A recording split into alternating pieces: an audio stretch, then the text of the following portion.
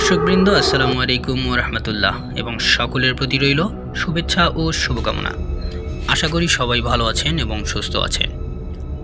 আপনাদের সকলের প্রিয় ভৌতিক গল্প নিয়ে গল্পের ভূত 914 থেকে সাথে আছি আমি সাইফুল শাকিল।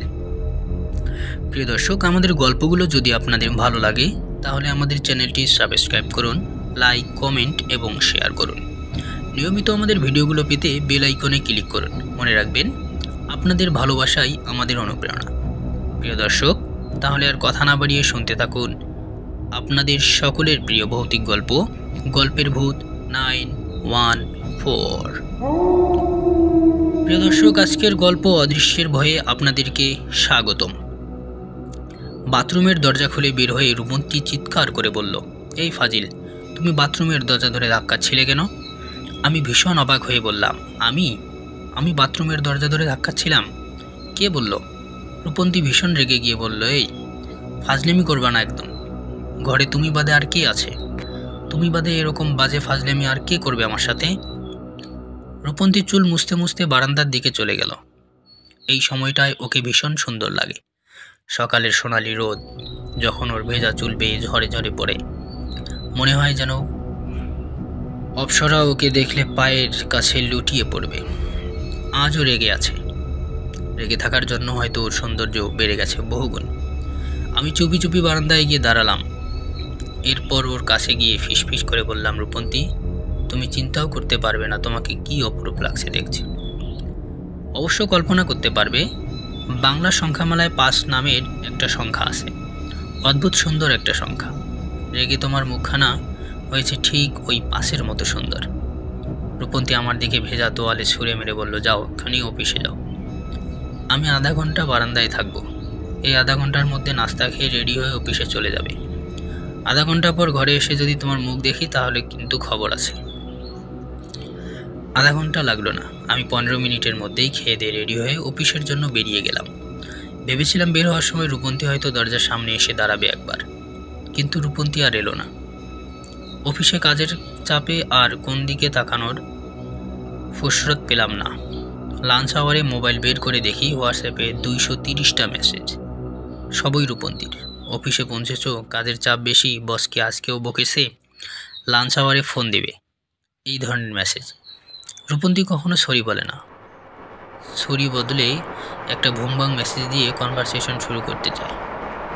আমার কাছে এইসব মেসেজই উঠছই। রফিক ভাই আমাদের পাশে বসতে বসতে বললেন, কি মিয়া, মোবাইল দেখো আর হাসো কেন একা একা? ভাবির মেসেজ দেখছো নাকি? আমি মোবাইল পকেটে ঢোকাতে ঢোকাতে বললাম, ওই তো ভাই, তেমন কিছু না। রফিক ভাই হাসতে হাসতে বললেন, তুমি বিয়ে তো নতুন করেছো, এখন সব কিছুতেই মজা লাগবে। 2 দিন পর দেখবা বউয়ের মেসেজ দেখে আর মজা লাগতেছে না, কারণ মেসেজ খুললেই খালি আলু আর পটলের ফল।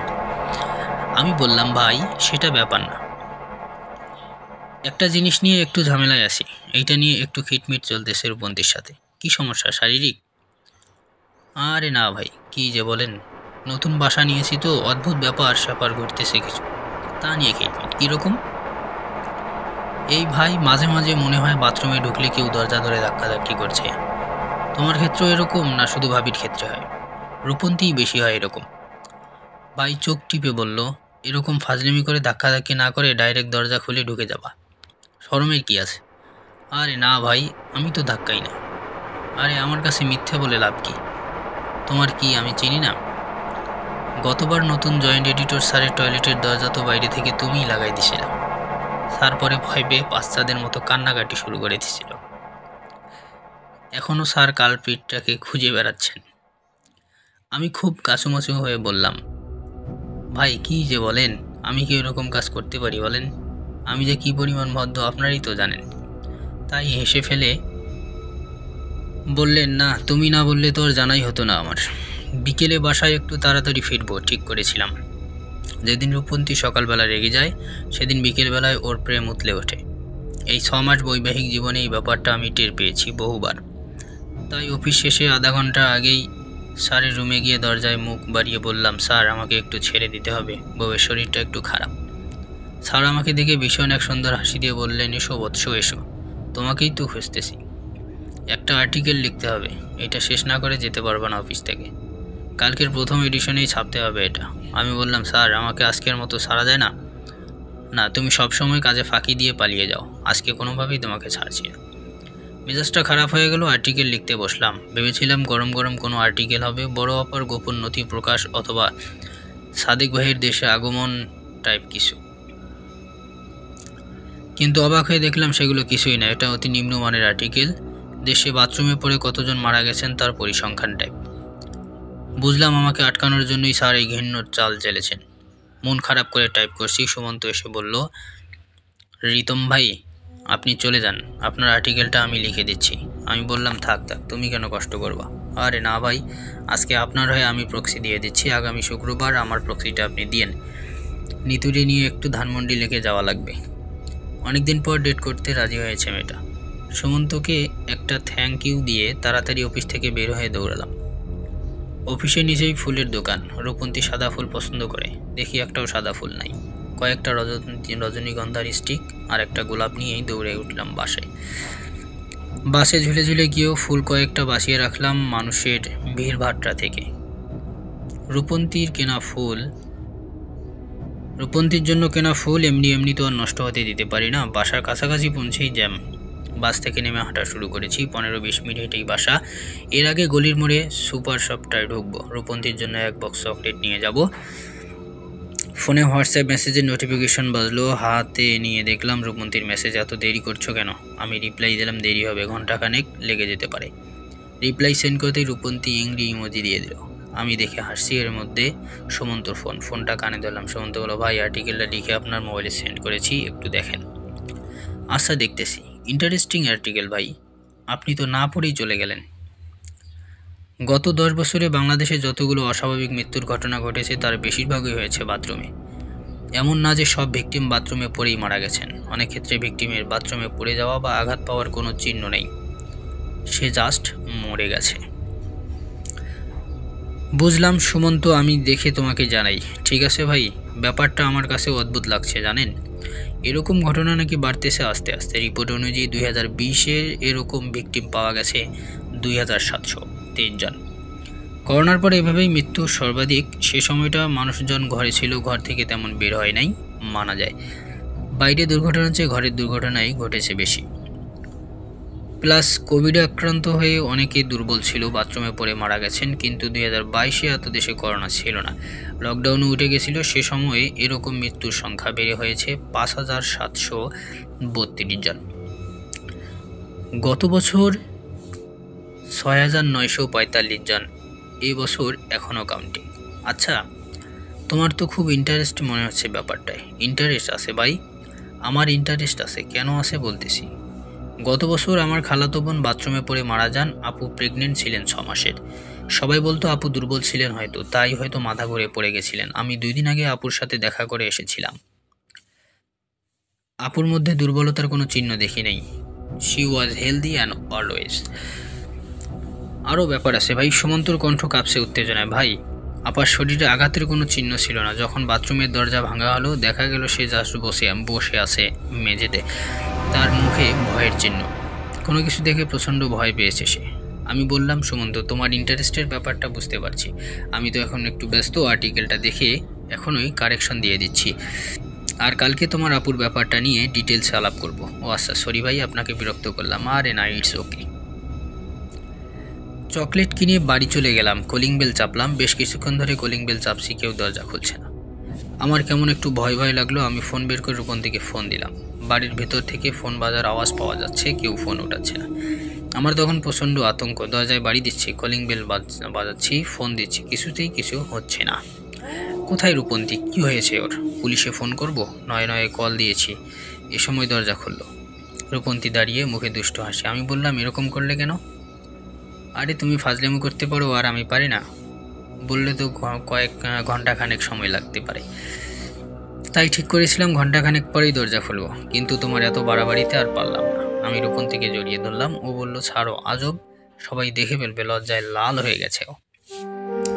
ঘরে ঢুকতেই রূপন্তী বলল, তোমাকে সরি বলার আছে আমার। আমি অবাক হয়ে বললাম, সরি? তুমি বলবে সরি? আজকে চাঁদ কি পশ্চিম দিক থেকে উঠেছে? ফাজলামি করো না কেন? শুনো বলছি। আজকে দুপুরে একা ছিলাম তো বাসায়, সে সময় বাথরুমে গেছিলাম একবার। সে সময় মনে হয়েছিল কেউ দরজা ধরে ধাক্কাচ্ছে। আমার মনে হয় বাতাসের কাজ এটা, তাই এরকম মাঝে মাঝে মনে হয়। তোমাকে সকালে এইসব নিয়ে একটু বকা দিয়েছিলাম, তাই সরি। আমি বললাম আমারও একটু সরি বলার আছে। রূপন্তী অবাক হয়ে বলল, আজব তো, কেন? আসলে সকালে আমি নিজেই তোমার বাথরুমের দরজা ধাক্কাচ্ছিলাম, তোমাকে রাগাতে খুব ইচ্ছে করছিল। রাগলে তোমাকে দেখতে অনেক সুন্দর লাগে তো, তাই। রূপন্তী আমার বুকে একটা কিল মেরে বলল, তুমি একটা শয়তান, একটা বান্দর, একটাই। রূপন্তীকে কাছে টানতে চাইলাম, ও বলল, না, আগে শাওয়ার সেরে আসো, ঘামের গন্ধে টেকা যাচ্ছে না। বাথরুমে এসে শাওয়ার ছেড়ে দিলাম। শীতল পানির স্রোতে গা জড়িয়ে যাচ্ছে। চোখ বন্ধ করে মুখে সাবান মাখলাম, মাথায় শ্যাম্পু দিলাম। ঝর্নার নব খুঁজতে খুঁজতেই একটা ব্যাপার মাথায়। মানুষের মন খুবই অদ্ভুত। এটা যারা বলেন আসলেই মিথ্যা বলেন না। মানুষের মনে অদ্ভুত অদ্ভুত কথা উদয় হয়। দাদার সেদিন কুলখানি ছিল। সেদিন আমার মাথায় একটা ছড়া বাজছিল। তাল গাছ এক পায়ে দাঁড়িয়ে সব গাছ ছাড়িয়ে উকি মারে আকাশে। সবাই যেখানে কান্নাকাটি করছেন, দোয়া দুরুদ পড়ছেন, তখন এই ছড়াটা কেন আমার মাথায় বাড়ছিল কেবল আমি জানি না। কিছুতেই ছড়াটা মাথা থেকে বাদ দিতে পারলাম না। আজকেও এই শাওয়ারে ঠান্ডা পানির স্রোতের নিচে দাঁড়িয়ে মাথার মুখে সাবান মাখামাখি হয়ে শাওয়ারের নব খুঁজতে খুঁজতে আমার একটা কথা মাথায় এলো। আমার সন্ধ্যার সেই আর্টিকেলের কথা, সুমন্তর লেখা। আমি তখনই পড়ে ওকে ঠিক হয়েছে জানিয়ে দিয়েছিলাম। আর্টিকেলটা ইন্টারেস্টিং, সন্দেহ নেই। বাথরুমে পড়ে কেন মারা যাচ্ছে মানুষ, তার কুল কিনারা হচ্ছে না। আর্টিকেলে যে পরিসংখ্যান দেওয়া হয়েছে তা ডকুমেন্ট রিপোর্ট অনুসারে। এর বাইরেও যে কত ঘটনা ঘটেছে আমরা তো জানি না। কেন হচ্ছে এমন? আমার ছোটবেলায় দাদি একটা কথা বলতেন, মানুষ সবচেয়ে দুর্বল থাকে বাথরুমে থাকা অবস্থায়, কারণ সেই সময়টায় সে থাকে একা, তার সাহায্য করার মতো কেউ থাকে না। এই জন্যই আমাদের ধর্মে টয়লেটে ঢোকার আগে দোয়া পড়ে যাওয়ার জন্য বলা হয়, কারণ টয়লেটে খারাপ কিছু থাকতে পারে। আধুনিক বাড়ির ডিজাইনে বাথরুম আর টয়লেট তো আলাদা করা যায় না। বাথরুমেও একই অবস্থা। এখানেও মানুষ সম্পূর্ণ একা থাকে। একা একজন মানুষ, ছোট্ট একটা ঘর, সেখানে তাকে সাহায্য করার জন্য কেউ থাকে না। যে কোনো কিছু হতে পারে তার সাথে। এখানে কথায় কথাটা নেই। আমার মাথাতেও তেমনি এক কথার সাথে চেইন রিয়াকশন, যেন অনেক কথায় উঠে এলো। ছোটবেলায় আমি একা বাথরুম যেতে ভয় পেতাম। আমার মনে হতো বাথরুমে ঢুকে দরজা বন্ধ করলেই আমি একা হয়ে যাব। তখন কেউ একজন উকি দিবে, ভেন্টিলেটরের কার্নিশ দিয়ে। আমি জানি শুধু আমি নই, অনেক বাচ্চারই এমন ভয় হয়। কেন হয়? সব বাচ্চা এমন কমন একটা ভয় কেন পায়? সত্যি কি কিছু টের পায় তারা? আমাদের বিয়ের পর এই বাড়িতে আসার পর থেকেই আমি আর রূপন্তী অনেক কিছু ফেস করেছি, সবই বাথরুমকে নিয়ে। আমরা দুজনেই তো থাকি বাসায়, আর কেউ থাকে না। বাথরুমে ঢুকলেই দরজা ধাক্কানো হয় মাঝে মাঝে। রূপন্তী যদিও বলেছে বাতাস, কিন্তু বাতাস নাড়ালে কি এত জোরে শব্দ হয়? তারপরও আসে। একবার আমি বাথরুমে ছিলাম, কারেন্ট চলে গিয়েছিল। আমার মনে হয়েছিল আমি কারো নিঃশ্বাস নেবার শব্দ পেয়েছিলাম। রূপন্তী একবার আমাকে বলেছিল সে যখন বাসায় একা ছিল এক দুপুরবেলা, তখন তার মনে হয়েছিল বাথরুমের দরজার ভেতর থেকে কেউ ধাক্কা দিচ্ছে। একবার রাতে ঘুমের ঘরে আমাদের বেডরুমে অ্যাটাচ বাথরুমের দরজাতেও আমি এরকম ধাক্কানোর শব্দ পেয়েছিলাম। ঘুমের ঘরে চোখ মেলেছিলাম, আমি দেখেছিলাম দরজার ফাঁক দিয়ে কে যেন তাকিয়ে আছে। একটা মানুষ বা মানুষের মতো কেউ, তার চোখ দুটো লাল। আমার কেমন কেমন যেন দম বন্ধ বন্ধ লাগছে। শাওয়ারের নব খুঁজে পাচ্ছি না, দেওয়ালের এখানে ওখানে হাতড়াচ্ছি, তবু খুঁজে পাচ্ছি না। আমার ভয় লাগছে, ভীষণ ভয়। আমার মনে হচ্ছে বাথরুমের এই ছোট্ট নীল দম বন্ধ পরিবেশে আমি একা নই, আরও একজন আছে, কেউ একজন আছে আমার সাথে। আমি কোনো রকম সাবানের ফেনার মধ্যেই চোখটা খুলে নব খুঁজতে লাগলাম। আমার হাতের পাশেই নব, অথচ আমি খুঁজে পাচ্ছিলাম না। চোখ আবার বন্ধ করে নব ঘুরিয়ে শাওয়ার ছেড়ে দিলাম। শাওয়ারের শীতল ধারায় আমার সাবান ভেসে যাচ্ছে, চোখ জ্বলছিল পানিতে, সেটাও ধুয়ে নিলাম। মোটামুটি সাবানের ফেনা চলে যাওয়ার পর চোখ মেলে তাকালাম। এখন আমার আর ভয় লাগবে না, আমার সাথে যে কেউ আছে সেই অনুভূতিও আর থাকবে না। অথচ চোখ মিলেই আমি ভয়ে জমে গেলাম। আমার চোখ বাথরুমের মেঝেতে স্থির হয়ে রইল। বাথরুমের মেঝেতে রূপন্তী পড়ে আছে, তার চোখ দুটো সম্পূর্ণ খোলা। প্রচণ্ড আতঙ্ক আর ভয়ের চাপ সেই চোখ দুটোতে। গল্প শেষ করে সুমন্ত ভাই আমার দিকে তাকিয়ে বললেন, বুঝলা শোয়েব, এর বাইরে রিতম ভাইয়ের কাছ থেকে আর কোনো কিছুই জানতে পারি নাই। এরপর আর তিনি কিছুই বললেন না, খালি হাসেন, পাগলের মতো হাসেন। তাকে সিডেটিভ দিয়ে রাখতে হয়। সুমন্ত ভাই আমার মামাতো ভাইয়ের বন্ধু। আমি অদ্ভুতুরে গল্প শুনতে পছন্দ করি জেনে এই গল্পটা তিনি বলেছিলেন আমাকে। আমি জিজ্ঞেস করলাম, ভাই রূপন্তী ভাবি কি মারা গিয়েছে, এটা কি জানা গেছে? হ্যাঁ, স্ট্রোক করেছিল। বাথরুমে থাকা অবস্থাতেই স্ট্রোক করে বাথরুমের ফ্লোরে পড়েছিলেন। সবার ব্যাখ্যা আছে ভাবির লাশ দেখে সহ্য করতে পারেন নাই রিতম ভাই, তাই তার মাথা খারাপ হয়ে যায়। এর পিছনে যুক্তিও আছে। সে সন্ধ্যায় ভাবির মেসেজ পাওয়ার পর কথা বলছিল, যেখানে ভাবি লিখেছিলেন, এত দেরি হচ্ছে কেন। এই মেসেজ তার মোবাইলে পাওয়া যায়নি। তার মানে সন্ধ্যার পর ভাবির সাথে দেখা হবার যেসব ব্যাপার ঘটেছে সবই তার মনের কল্পনা। এটাই সবচেয়ে গ্রহণযোগ্য ব্যাপার। আমি বললাম, কিন্তু কোনো একটা ব্যাপার আছে, তাই না ভাই? এই জন্যই আপনি এই থিওরিকে সাপোর্ট করছেন না। সুমন্ত ভাই মাথা ঝুঁকিয়ে বললেন, হ্যাঁ, ভাবি যদি দুপুরেই মারা গিয়ে থাকেন তাহলে সন্ধ্যায় দরজা খুলল কে? রিতম ভাই নিজে খোলেননি। তার জামা বা প্যান্টের পকেটে কোনো চাবিও পাওয়া যায়নি। দরজা ভাঙারও কোনো চিহ্ন নেই। ভাবি যখন দুপুরে বাথরুমে ঢুকেছেন তখন নিশ্চয়ই বাথরুমের দরজা ভিতর থেকে লাগিয়েই বাথরুমে ঢুকেছিলেন। মেয়েরা একা বাসায় থাকলেও বাথরুমের দরজা না লাগিয়ে স্বস্তি পায় না। অথচ রিতম ভাই কিন্তু ভাবির বাথরুমের দরজাও ভাঙতে হয়নি।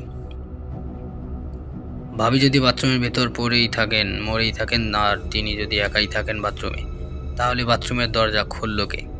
আমি জিজ্ঞেস করলাম, আপনার থিওরি কি তবে?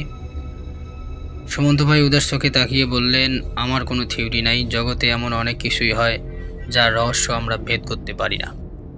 মানুষ মহাকাশে 2-1টা স্যাটেলাইট পাঠিয়ে আর সাগরতলে 2-1টা সাবমেরিন পাঠিয়েই ভাবে যে সম্পূর্ণ বিশ্বব্রহ্মাণ্ড দখল করে ফেলেছে, কিন্তু আসলে তা নয়। আমাদের এই পরিচিত জগতের বাইরেও আর একটা জগৎ আছে যার সম্পর্কে আমরা কিছুই জানি না। সেই জগতের কাছে আমরা অসহায়, ভয়ঙ্কর অসহায়। প্রিয় দর্শক, গল্পটি আপনাদের কেমন লেগেছে জানাতে ভুলবেন না। গল্প সম্পর্কে আপনাদের অনুভূতি জানিয়ে দিন কমেন্টস বক্সে। দর্শক, আপনাদের একটি লাইক ও একটি কমেন্টস আমাদের অনুপ্রেরণা যোগাবে। আমাদের পরবর্তী ভিডিও পেতে চ্যানেলটি সাবস্ক্রাইব করুন এবং সবার আগে ভিডিও পেতে বেল আইকনে চাপ দিন। আর উপভোগ করুন গল্পের ভূত 914। ভালো থাকুন, সুস্থ থাকুন এবং আমাদের সাথেই থাকুন। ধন্যবাদ।